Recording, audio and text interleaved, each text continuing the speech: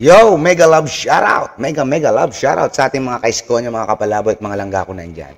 So ngayon, eto, magta-topic ulit tayo about kay Gago. Pag sinabing Gago, sino pa ba? Di si Makagago. Kasi may topic siya sa Mark Jason Chinelin Cherbalo dyan sa TikTok niya. Na si Isko Moreno raw, umurong na sa kanila o kay Sam Bersosa.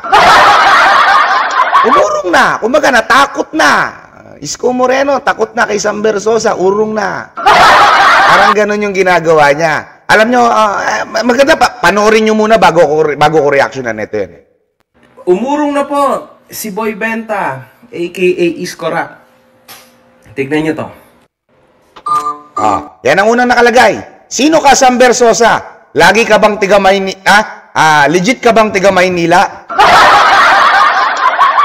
Kasi ang dami ko may question kung legit na Manileño tong gagon to. Ngayon, Ngayon, tingnan nyo yung kasunod.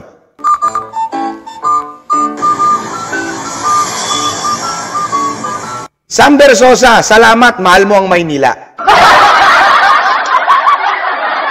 So, yan ang sagot niya. Yan ang sagot sa sinasabi niyang si Sam Bersosa legit na taga Maynila. Porket may nagsabi o may nagpagawa ng malaking tawag billboard o kung saan man nakalagay ang billboard na animal na yan, mahal daw siya at salamat daw, sabi ng Manileño. Actually, pagkakaalam ko naman, talaga si Sam Bersosa rin naman nagpagawa niyan eh. Ginasusan niya yung sarili niya. Kunwari nagpasalamat ang Manileño, pero siya rin naman ang nagpagawa niyan. Siya rin naman nagpalagay diyan. Asan ang mindset? Asan ang logic? Diba? Hindi na ba kayo tapos lokohin yung sarili nyo? Talaga bang ganyan na kayo kababaw? Okay, tignan natin. Ulitin natin. Umurong na po si Boy Benta, aka Isko Rap. Yan yung sinabi niya, umurong na. Tignan nyo to.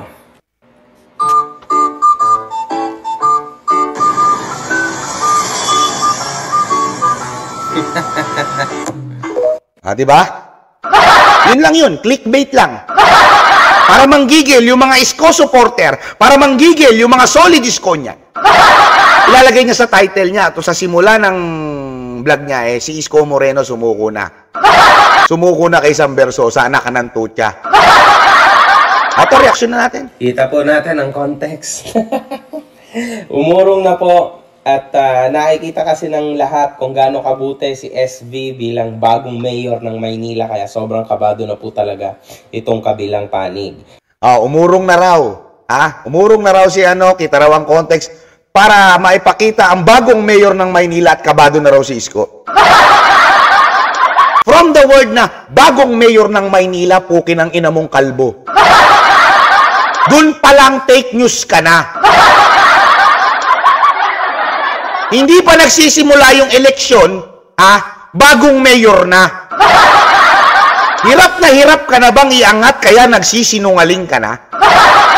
Hirap ka na bang gawa ng kwento si Sam Bersosa, kaya nang aasar ka na lang ng mga supporter ni Isko? Kupal ang datingan ikaw nga, parang hindi ka Pinoy, kupal ka eh. Naiyot lang yung ina mo ng Bangladesh yata. Diba naiyot yung ina mo ng Bangladesh?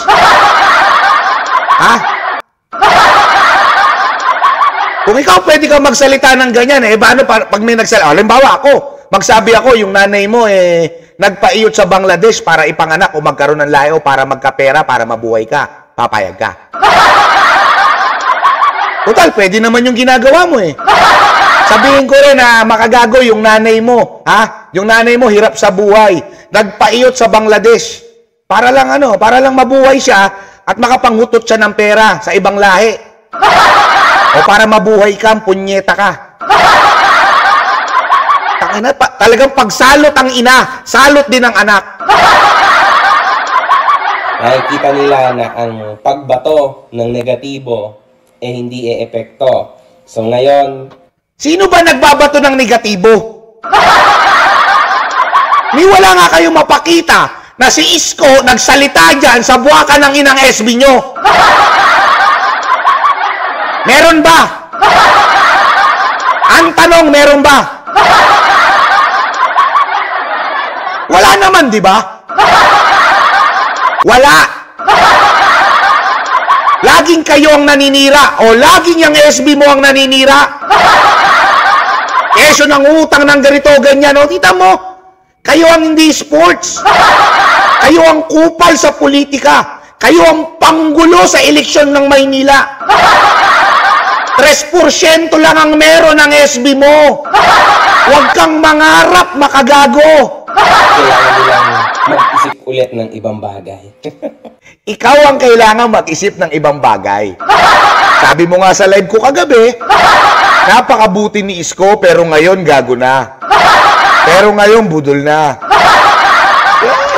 Nakagago. Ikaw ang nag-iisip at paiba-iba na mga sinasabi mo sa social media, gago. Meron kasi mga tao na, kitang-kita po natin, no?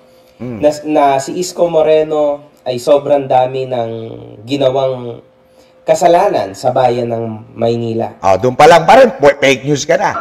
Kung maraming ginawang kasalanan, sana nakulong na. Mayaman yung buha ka ng inang idol mo, di ba? Mayaman yung buha ka ng inang yan, di ba? Sana ginamit niya yung yaman niya para hindi makatakbong mayor si Isko sa Maynila. Para maging nuisance candidate. Eh bakit hindi nyo nga nagawa? Kasi nga wala nga kayo mapakitang ebidensya na si Isko may masamang nagawa. Unlike dyan sa pinagtatanggol mo sa nagbayad sa iyong gago ka. Unlike dyan. Na natulpo sa pagiging scammer niya. Ganun kasimple. Natulpo sa pagiging scammer niya. Si Isko hindi naman natulpo tulad niya. Uulitin ko lang mga boss, ang Maynila po, ang parking capital ng Pilipinas. Eto, totoo naman yan, na marami ng parkingan ang Maynila. Hindi naman natin ipagkakaila. Yan yung mga pinalit na nakakalat na vendor.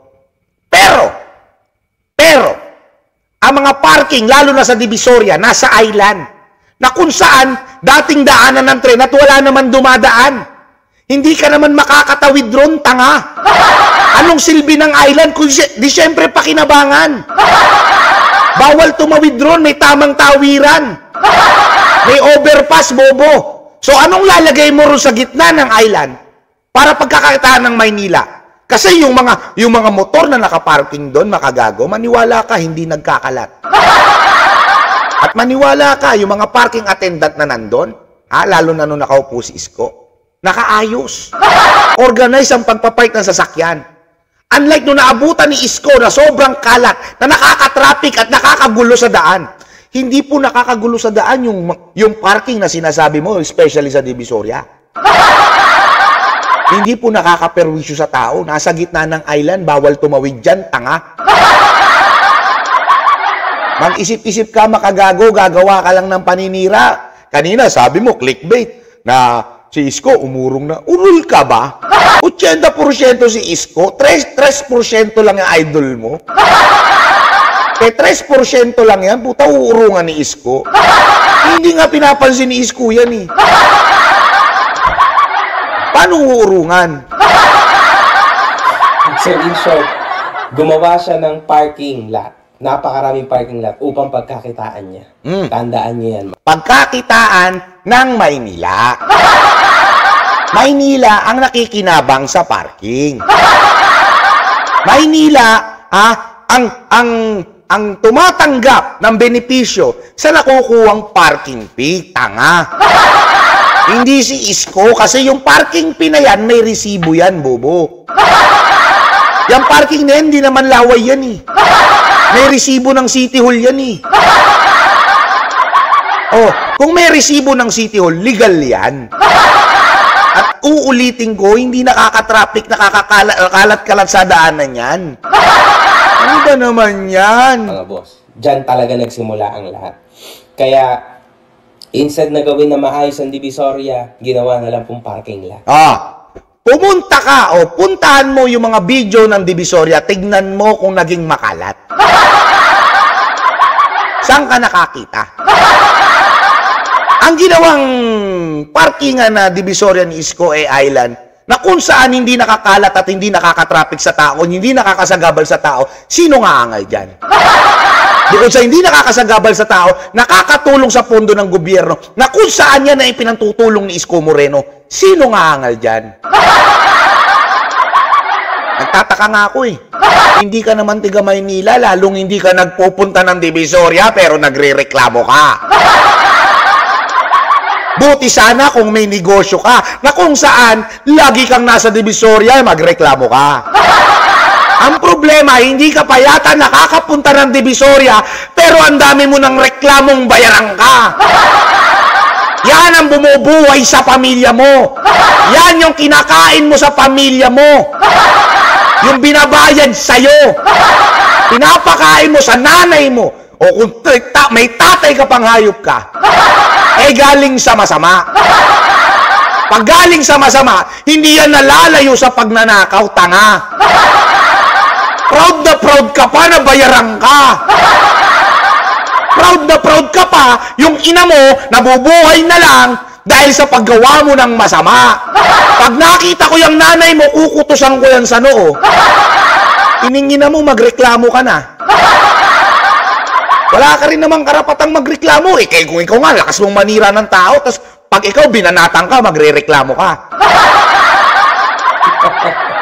Mga boss, at sobrang tindi po ng pagkakataon sa utang ng Maynila.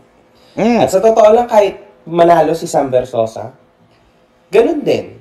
Kasi kailangan niya rin bayaran yung mga inutang ni Isko Moreno, mga boss. Yan pala pinoproblema ng Sam Versosa niya. Babayaran niya yung utang na iniwan ni Isko. Ba't tatakbo pa siya kung ayaw niyang magbayad ng utang? Kahit naman sino umupong mayor dyan, may sinasalong utang. Nung umupong mayor si Lim, may sinalong utang. Nung umupong mayor si Lopez, may sinalong utang. Nung umupong mayor si Atienza, may sinalong utang. Ultimo si Erap, may sinalong utang. At kahit si Isko Moreno, may sinalong utang pero hindi nagre-reklamo. Tapos yan pala nire-reklamo ng idol mo. Ba't tumatakbo pa siya, gago? Para mong pektusan sa gusto mo masapak uli. Kaya ka nasasapak eh. Well, anyway, kita-kits tayo mamaya. Abangan nyo ang banat natin kay Simang. Maganda-ganda po to. Maraming salamat mga kaisko niya, mga langga ko. I love you all. Muamua, jup, jup. Babus.